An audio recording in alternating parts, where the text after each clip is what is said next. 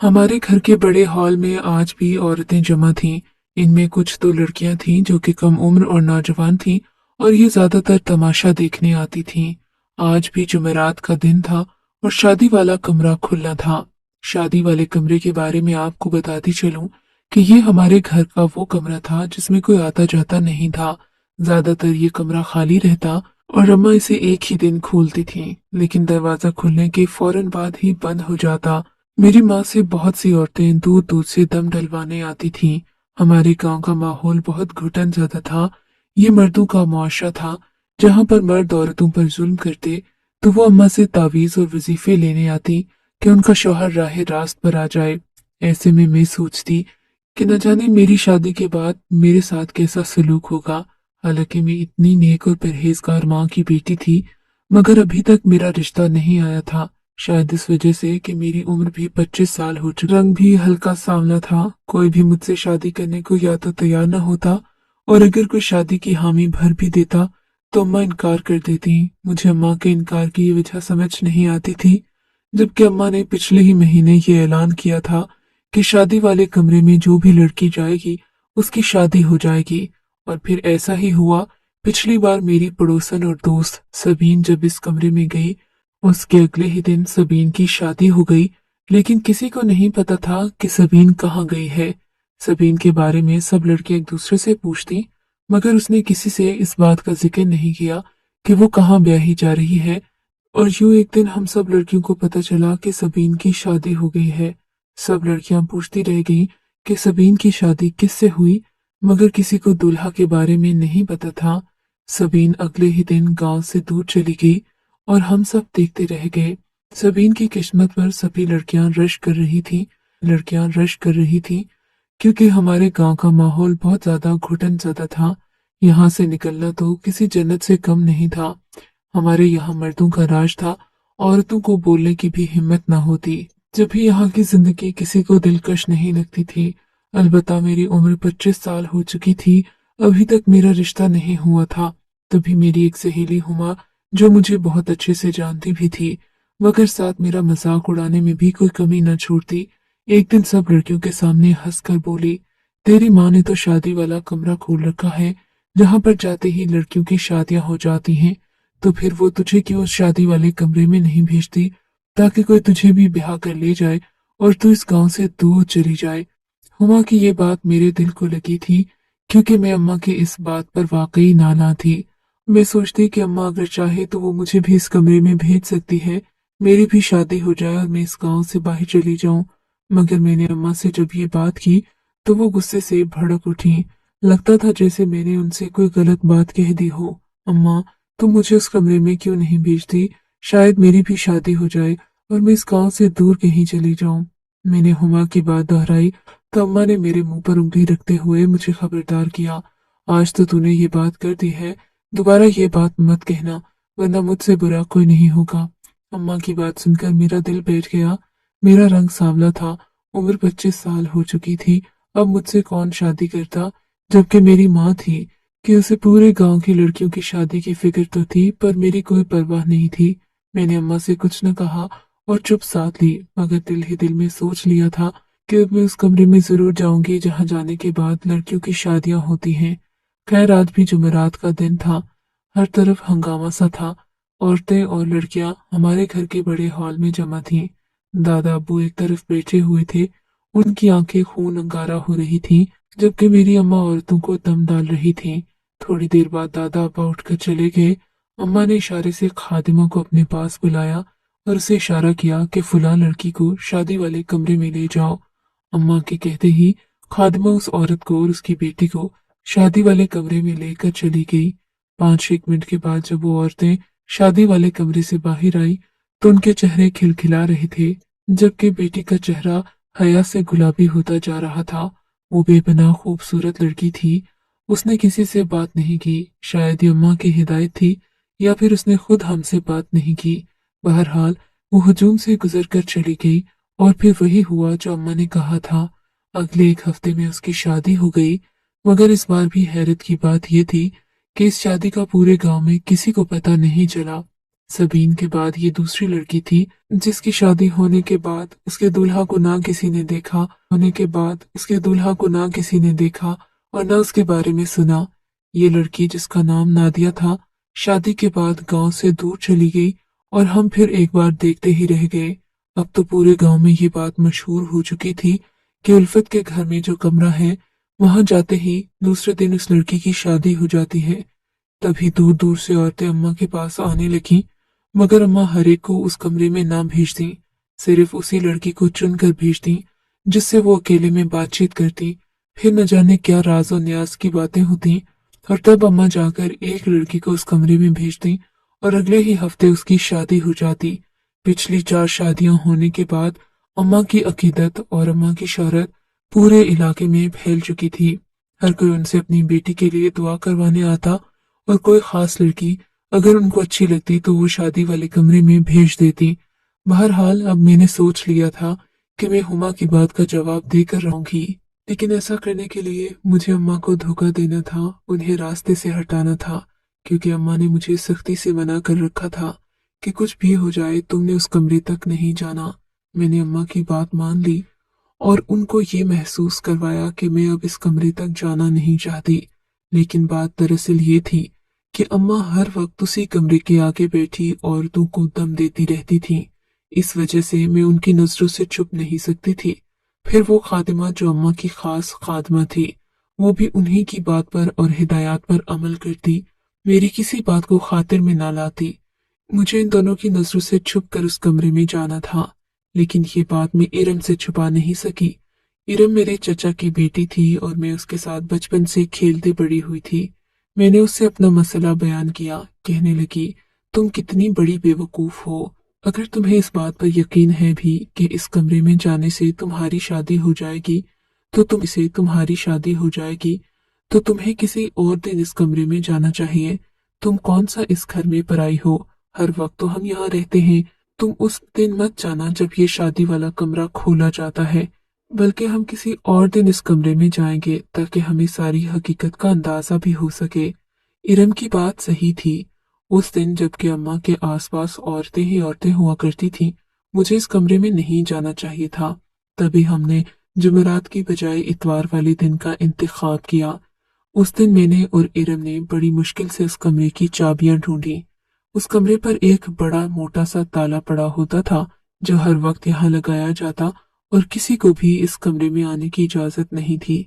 बड़ी मुश्किल से चाबियां ढूंढने के बाद जब हम उस कमरे तक पहुंचे तो हमारे दिल जोर जोर से धड़क रहे थे। हमको भी मालूम नहीं था कि इस कमरे में क्या होगा और डर भी लग रहा था कि अगर कमरे के अंदर कोई हुआ तो क्या करेंगे। मैंने कमरे का दरवाजा आहिस्तगी से खोला। ये जानकर मुझे बहुत अजीब सा लगा कि उस कमरे में एक मोटी दीवार थी जिसकी दूसरी पार कुछ महसूस हो रहा था। लेकिन इससे पहले कि हम दीवार पार करके दूसरी जानिब देखते, अम्मा को इस बात की खबर हो गई और वो दौड़ती हुई उस कमरे तक आई और किसी चील की मानित मुझ पर झपट पड़ी। ये क्या कर रही हो तुम? खुदा गारत करे, तुम्हें मना किया था इस कमरे में नहीं आना। क्या करने आए हो यहाँ? बाहर निकलो। अम्मा की चीखों पुकार सुनकर मेरी और हुमा की तो आंखों के आगे अंधेरा छा गया। सोचा भी नहीं था कि अम्मा को इतनी बर वक्त हमारे इस कारनामे की खबर हो जाएगी। अम्मा के हाथों बुरी तरह पिटने के बाद हम उस कमरे से बाहर आ गई, मगर हमने हिम्मत नहीं हारी। हुमा कहने लगी कि तुम फिक्र ही नहीं करो, मैं इस बात का कोई न कोई हल निकाल लूंगी। अब कि हम जुमेरात वाले दिन ही शादी वाले कमरे में जाएंगे ताकि हमें एन उसी मालूमात का पता लगे जो हमसे छुपाई जा रही है। हुमा की बात सही थी। मैंने भी शादी वाले कमरे में जाने का फैसला जुमेरात तक मुलतवी कर दिया। अम्मा भी 2-3 दिन में ये बात भूल गई और मुझे सख्ती से मना किया कि मैं दोबारा उस कमरे तक ना जाऊं। जुमेरात वाले दिन हुमा मुझसे कहने लगी कि वो मेरा साथ जरूर देगी। चुनाचे उसने 2-3 औरतों को इशारा किया। अब न जाने क्या भगदड़ मची। हुमा ने उनको क्या देखने के लिए बुला लिया कि वो औरतें यकदम बेचैन होकर दरवाजे के आगे से हट गईं। उनमें वो खादिमा भी थी जो करख्त चेहरे के साथ हर वक्त उस कमरे के बाहर पहरा देती रहती। हुमा ने उसे वहां से हटा लिया। एन उसी वक्त अम्मा की मुंतखब की हुई एक लड़की और उसकी माँ शादी वाले कमरे से बाहर आ गईं। मैं उसी वक्त मौका पाकर उस कमरे के अंदर चली गई। जब मैं कमरे में गई थी, उस दीवार को हटाना आसान था क्योंकि ये लकड़ी के दरवाजों की बनी हुई थी। जैसे ही मैंने एक एक दरवाजा पलटकर आगे की तरफ आईने पर नजर डाली तो मेरी चीख निकलते निकलते रह गई। मैंने सोचा भी नहीं था कि मुझे इस कमरे में ये मंजर देखने को मिलेगा। मुझे दूसरी तरफ से भी सख्त हैरत का सामना करना पड़ा। अपनी आंखों पर मुझे यकीन नहीं आ रहा था। इतने में दाया अम्मा को खबर हो गई कि मैं कमरे में आ गई हूँ। इन्होंने मुझे घसीट कर बाहर निकाला, लेकिन अब इनकी आंखों में वो चमक और वो गुस्सा और कहर न था जो मुझे यहाँ आने से पहले दिखाया जाता था। अम्मा की नजरें भी झुकी हुई थीं। इनको भी मालूम पड़ गया था कि मैं उस कमरे तक पहुंच चुकी हूँ और सारी हकीकत से आगाह भी हो चुकी हूँ। अम्मा ने तो जैसे आंखें ही बंद कर ली थी, मगर मेरे सर पर जुनून सवार था। मैं जिस बात के लिए इतना परेशान हुई, अम्मा ने मुझे उसके बारे में एक लफ्ज की भी भिनक नहीं पड़ने दी। मैंने अपना सर पीट लिया। अम्मा से पूछा कि अम्मा बताओ तो सही, तुमने ऐसा क्यों क्यों किया। अम्मा ने तो चुप साध ली। कई दिन अम्मा मुझसे नाराज भी रही, मुझसे बात तक नहीं की, मगर गलती पर वही थी, सो उन्हीं को माफी भी मांगना पड़ी और मुझे सारी बात भी बताना पड़ी। जिसके बाद मुझे अपने दादा से शदीद नफरत हो गई और मैं जो अपने दादा अब्बू से इस कदर मोहब्बत करती थी कि उन्हें दुनिया में एक इंसान नहीं बल्कि फरिश्ता समझती थी, अब वो मुझे एक दरिंदा सिर्फ इंसान लगने लगे। अम्मा की कहानी कुछ यूं है।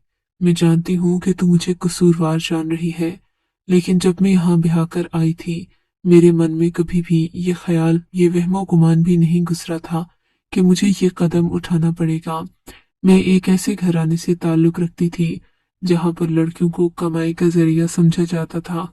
उन्हें नाच गाने के जरिए मर्दों के सामने पेश किया जाता और फिर जब वो अपनी जिंदगी में अपनी सारी हदें पार करने के बाद अपने बाप भाइयों के लिए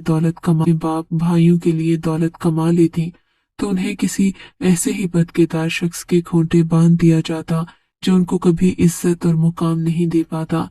लेकिन कहते हैं कि अल्लाह नेक रूहों को जलील और रुस्वा नहीं करता, बल्कि उनको इज्जत देता है, उनकी जिंदगियों को आसान करता है, उन पर पड़ने वाली मुश्किलात को उनके लिए काबिल बर्दाश्त बनाता है।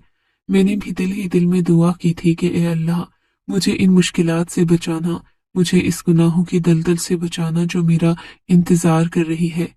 जब मैं जवानी की दहलीज पर पहुंची तो मेरे माँ बाप ने भी मुझे उन्हीं नजरों से देखना शुरू कर दिया जिन नजरों से कोई शिकारी अपने शिकार को देखा करता है। मैं जानती थी कि अब मुझे भी गुनाह की दलदल में धकेला जाएगा, मगर मैं इस सब के लिए तैयार थी और बिलाखिर वही हुआ। मुकर्ररा वक्त पर जब मेरी उम्र 18 साल हो गई तो मेरी बोली लगाई गई। मैं इंसानों की भीड़ में बैठी खुद को ही थी, मगर फिर मेरी तो जैसे लम्हों में किस्मत ही पलट गई थी। मुझे ये पता चला कि मेरी बोली लगाने वाला कोई आम शख्स नहीं, बल्कि वो तो मुझसे शादी करना चाहता है, मुझे अपनाना चाहता है। और जानती हो सबसे बड़ी बात क्या थी? सबसे बड़ी बात तो ये थी कि वो खुद एक बाकिरदार शख्स था। वो ना सिर्फ ये कि बाकिरदार था, बल्कि वो एक सैयद घराने का इकलौता सबूत था। उसे मेरे किरदार से कोई गर्ज न थी। वो बस मुझे अपनाना चाहता था और मुझे गुनाहों की दलदल से बचाना चाहता था। मैंने उसका बहुत शुक्रिया अदा किया और जिंदगी भर उससे वफा निभाने का वादा भी किया। फिर उसने मुझे कहा कि अगर मैं कोई ख्वाहिश रखती हूँ तो बता दूं, क्योंकि वो मुझे दोबारा कभी भी अपने घर वालों से मिलने नहीं देगा, हमेशा हमेशा के लिए मुझे यहाँ से ले जाएगा। और फिर वो मुझे एक ऐसी ही पाक जगह पर ले आया जिसके शायद मैं काबिल भी नहीं थी। मेरे साथ उस वक्त मेरा छोटा भाई भी था जिसकी उम्र तकरीबन 10 साल थी। मेरे शौहर ने मेरी बात का मान रख लिया था। वो मेरे भाई को भी मेरे साथ ही इस घर में ले आए थे जहाँ पर हमें इज्जत की निगाह से देखा नहीं जाता था। उस सैयदजादे को झूठ बोलने की आदत नहीं थी। उसने अपने घर वालों से ये हकीकत भी नहीं छुपाई कि मेरा माजी क्या है, मगर शायद वो ये नहीं जानते थे कि इस सब का फर्क हम पर और हमारी जिंदगी पर कितना पड़ेगा। जज्बात की रूह में आकर इन्होंने अपने बाबा जान को भी सारी हकीकत से आगाह कर दिया। बाबा जान ने तो पहले इन्हें माफ नहीं किया, मगर फिर निकाह की लाज रख ली। मुझे इस घर में रहने की इजाजत मिल गई, मगर मेरे भाई पर सख्त पहरे थे। मुझे खुद को साबित करने में 15 साल लग गए, लेकिन इन 15 सालों में मैंने एक भी गलती नहीं की। मैंने एक नमाज नहीं छोड़ी। मैंने इस खानदान के इक़्तिदार को जिंदा रखा। यहाँ तक कि मेरा मकाम इस मुआशरे में ऐसा बन गया जैसे मेरी सास का हुआ करता था। औरतें मेरी इज्जत करने लगी, मेरे किरदार की गवाही देने लगी। मगर मेरे ससुर मुझसे अब भी नफरत करते थे।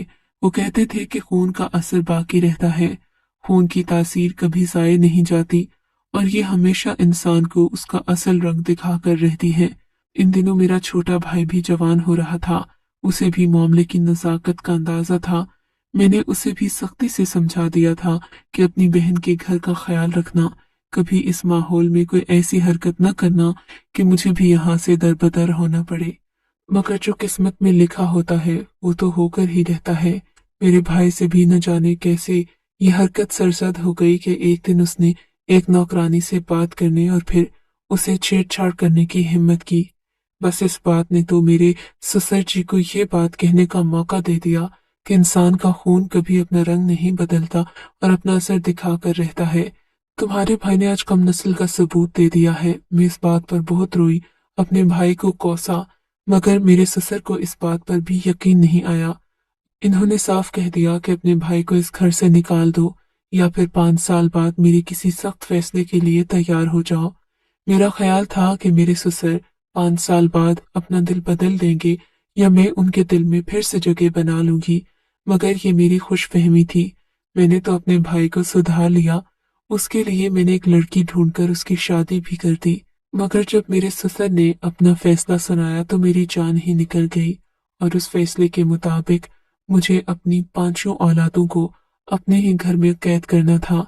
क्योंकि वो कम नस्ल थे, उनके साथ किसी को भी जुड़ने नहीं दिया जाना था। वो भी अपना आप जाहिर करते और इस खानदान की इज्जत को डुबो देते। हालांकि मेरे 5 बेटों का बाप तो उनका बेटा ही था, लेकिन मेरे ससुर ने मेरी बात की परवाह नहीं की और मुझे सख्ती से नहीं की और मुझे सख्ती से हुक्म दिया कि मैं अपने बेटों को किसी से मिलने जुलने न दूं और तुम्हें भी बाहर न निकलने दूं। तुम तो खैर किसी न किसी की नजर में आ ही गई, लेकिन तुम्हारे भाई हमेशा इस कैद में रहे। तुम मुझसे सवाल करती रह गई कि मैंने तुम्हारे भाइयों को घर से निकलने क्यों नहीं दिया, मगर मैं जवाब नहीं दे पाई। तुम्हारे ससुर को मैंने इस बात पर मनवा लिया था कि अगर मैं अपने बेटों की शादी करके इन्हें गांव से बाहर भेज दूं तो वो मुझे माफ कर देंगे। इन्होंने इस बात पर हामी भर ली थी। यहाँ की औरतें मेरे किरदार से वाकिफ थीं। इन्हें मेरे बेटों की शराफत का भी अंदाजा था, लेकिन वो भी पीर साहिब की सख्ती से डरती थीं। बिलाखिर एक दिन मैंने एक एक करके अपने बेटों की शादियां करना शुरू कर दी। ये सारा ढोंग भी मैंने इसीलिए रचाया था ताकि तुम्हारे भाइयों की शादियां मुमकिन हो सके और वो अपनी मर्जी की लड़की देखकर उसे ब्याह कर इस गांव से दूर जाते जाएं, ताकि मेरी जिंदगी और तुम्हारी जिंदगी जाने देती थी कि वहां तुम्हारे ही सगे भाई कैद थे। अगर मैं तुम्हें वहां भेज देती तो तुम्हारे जहन पर बुरा असर पड़ता, और फिर अब तो तुम्हारा बाप भी इस दुनिया में नहीं रहा। मैं अकेली किस किस मसले को देखूंगी और कैसे सब मसलों को हल करूंगी। बस तुम ही समझदार हो, तुम इस बात को भूल जाओ। अम्मा ने यह कहकर अपने दिल का बोझ तो हल्का कर दिया, मगर मेरे दिल में दादा की ऐसी नफरत पड़ने लगी जिसका मैं तसव्वुर भी नहीं कर सकती थी। दिल चाहता कि उनका चेहरा नोच लूं जिन्होंने मेरे भाइयों की शख्सियत को बढ़ने से रोक दिया, मगर मैं अम्मा के कहने की पाबंद थी। मैं ऐसा कुछ नहीं कर सकी, अम्मा का कोई बदला नहीं उतार सकी। बिलाखिर वो वक्त भी आ गया जब हम लोगों ने इस गांव से जाना था। मेरे सख्त और संगदिल दादा जान को उस वक्त भी रहम नहीं आया और इन्होंने आगे बढ़कर हमारे सरों पर हाथ भी न रखा। मैं आज भी दादा की वो शोला बरसाती आंखें याद करती हूँ तो मेरे दिल को कुछ होने लगता है। जिन्होंने अपने बेटे की अना की खातिर अपनी बहू को बर्दाश्त तो कर लिया, मगर अपनी आने वाली नस्लों को अपनी अना की भेंट चढ़ा दिया। खुदा ऐसे लोगों को अकल और समझ